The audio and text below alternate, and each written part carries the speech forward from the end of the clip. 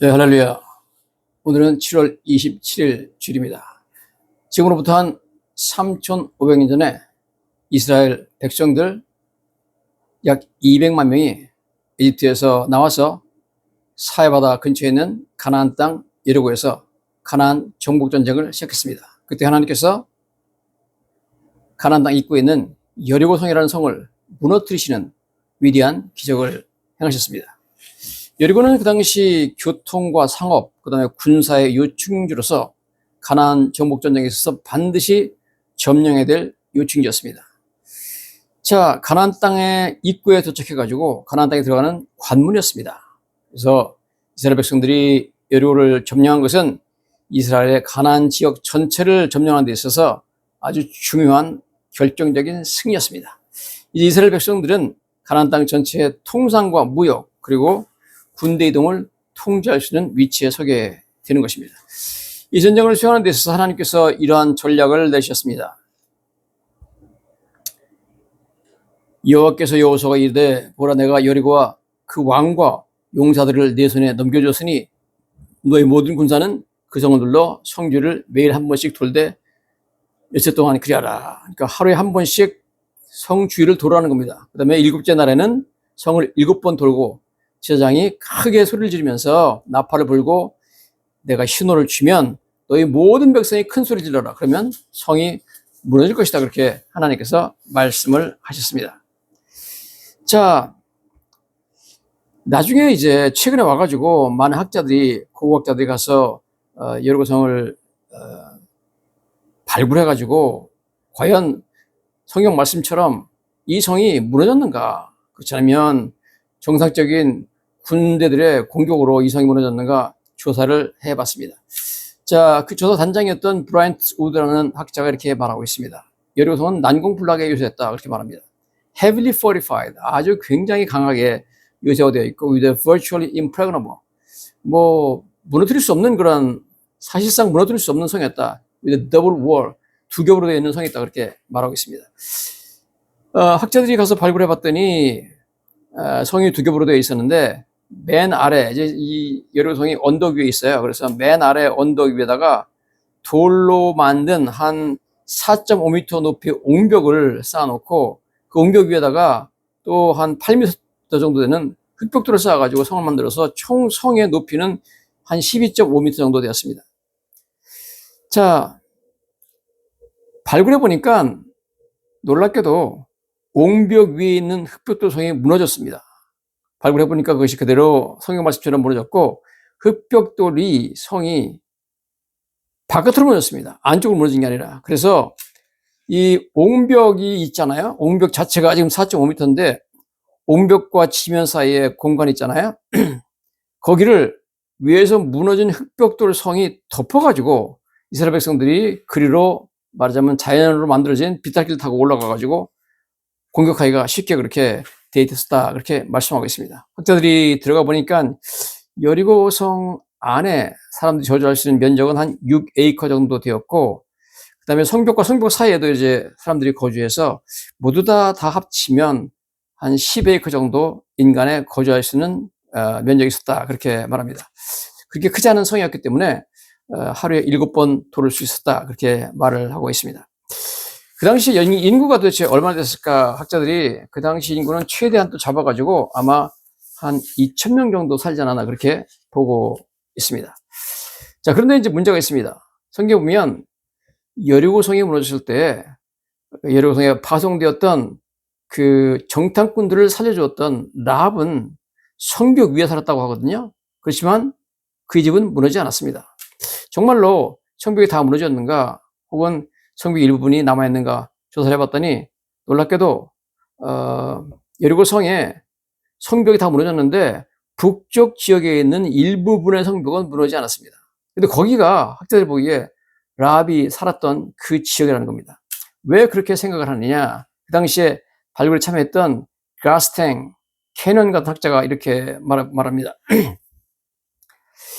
지금 이스라엘 백성들이 요단강을 건너가지고 길가라는 곳에다가 진을 쳤거든요. 그래서 거기서 나와가지고 이제 여리고성으로 들어오는데 정탐꾼이 파송되어가지고 제일 먼저 이 도착을 해가지고 여리고성으로 들어오는데 여리고성 북부와 그 다음에 길갈이 제일 가깝답니다. 그러므로 길갈에서 출발해서 올라오면 바로 여리고성 북부를 만나고 거기에 라합의 집이 있어서 가능성이 많다는 거죠. 그러므로 놀랍게 성경 말씀은 라합의 집이 무너지지 않았다고 그랬는데 성경 말씀 그대로 북쪽 지역은 지금도 보니까 무너지지 않았다. 놀라운 얘기죠. 이런 여러 가지 고고학적 증거로 성경 말씀이 그대로 진실이라는 것을 증명해 주고 있습니다. 성경 보면 여호수아서 6장 20절에 백성이 외치고 제사장들은 나팔을 불매 백성이 나팔 소리를 들을 때 크게 소리질러 외치니 성벽이 무너져 내린지라 이렇게 말씀을 하고 있습니다. 이런 일은 세계 전쟁 역사상 없던 일이죠. 자, 성벽이 바깥으로 먼저 내렸다. 그래서 자연적인 비탈길, 램프를 만들어가지고 군사들이 들어갈 수 있도록 만들었다. 이것도 놀라운 일인데요. 뿐만 아니라 성벽에 들어가서 하나님께서 일단 성에 들어가면 성에 있는 사람들 다 죽이고 그 다음에 너희가 모든 것을 불사르라 그랬습니다. 성경에 나와 있습니다. 무리가 그 성과 그 가운데 있는 것을 모든 것을 불사르고 이렇게 나와 있습니다. 그럼 불살랐으면 불탄 흔적이 있어야 될 거 아니냐. 학자들이 정말로 들어가가지고 여리고성을 발굴해 보니까 어마어마한 불탄 흔적이 나왔습니다. 성의 동쪽 지역에서는 불에 탄 재와 무너진 돌무더기가 약 1m 정도까지 쌓인 곳도 발견됐습니다. 그리고 파괴된 주택에서는 여러 개의 곡식 항아리들이 발견됐습니다. 그리고 조사해 보니까 곡식 불탄 시기가 1500년 BC, 그러니까 예수님 태어나기 전 1500년, 지금부터 3500년 전에 탄 것으로 판명이 됐습니다. 너무너무 성경하고 똑같죠. 그리고 성경은 말하기를 여리고성 함락작전이 시작된 시기가 추수되었다고 말하고 있습니다. 여호수아 3장 15절에 유단이 곡식 거두는 시기에 항상 넘치더라. 곡식 거두는 시기죠. 하베스트 타임, 추수 시기에 이스라엘 백성들이 요단을 건너서 그 다음에 여리고성으로 왔다는 겁니다. 그런데 정말로 여리고성 들어갔더니 그 당시에 불탄 그 곡식들, 그 다음에 곡식 항아리들이 그대로 있는데 아직까지도 그 곡식 항아리에 곡식이 가득가득 차 있었다는 겁니다. 불탄 상태로.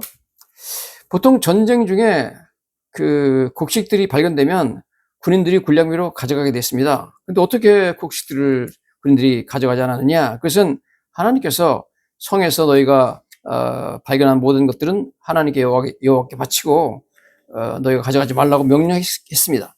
여호수아서 6장 17절 18절에 이 성과 그 가운데 있는 모든 것은 여호와께 온전히 바치되 기생나업과 그 집에 동거하는 자는 모두 살려주라. 이는 우리가 보낸 사자들을 그가 숨겨주었습니다. 너희가 온전히 바치고 이렇게 온전히 바치라고 해가지고 하나님 말씀을 그대로 순종해가지고 이스라엘 백성들이 성경 말씀 그대로 그 곡식을 가져가지 않았습니다. 하나님께 바쳤습니다. 그래서 그 탄 곡식이 항아리채로 아직까지도 가득가득 차가지고 남아있다는 놀라운 이야기를 하고 있습니다. 즉 성경의 기록이 전설이나 신화가 아니라는 것을 말해주고 역사적인 진실이라는 것을 말씀해주고 있습니다. 성 안에 곡식이 충분하고 물이 충분히 있는 경우에 그 성을 함락시키려면 수개월 혹은 몇 년이 걸릴 수도 있습니다. 그러나 여리고성은 성경에 의하면 7일 만에 함락되었습니다. 실제로 고고학자들이 들어가가지고 정말 여리고성 안에 샘이 있는가 봤더니 샘을 발견했습니다. 아인 알 술탄이라는 큰 샘이 있어서 여리고성 안에는 물 공급에 아무런 문제가 없었다는 것입니다. 그러므로 정상적으로 여리고성을 만약에 공격해 들어갔다면 뭐 난공불락 요새니까 시간이 많이 걸렸겠죠. 몇 개월 혹은 1년 이상이 걸릴 수도 있습니다. 자, 그랬는데 갑자기 이것이 멸망했기 때문에 들어가 보니까 곡식이 그대로 남아있었다는 겁니다. 만약에 성을 포위하고 몇 개월 걸려가지고 혹은 1년이 걸려가지고 거기서 함락이 됐다면 성 안에 곡식이 남아있지 않을 것입니다. 왜냐하면 성 안에 있는 사람들이 먹어야 되니까. 그러나 들어가 봤더니 곡식 항아리가 거의 다 가득 차 있었다. 그것은 추수 시기가 끝난 후에 얼마 되지 않아가지고 아주 단시간 내에 성이 함락되었다는 것을 말씀하고 있습니다. 그것은 성경에서 말하는 것처럼 7일 만에 성이 무너져가지고 그냥 함락된 것을 분명하게 보여주는 역사적인 증거가 나타났다 하는 것입니다.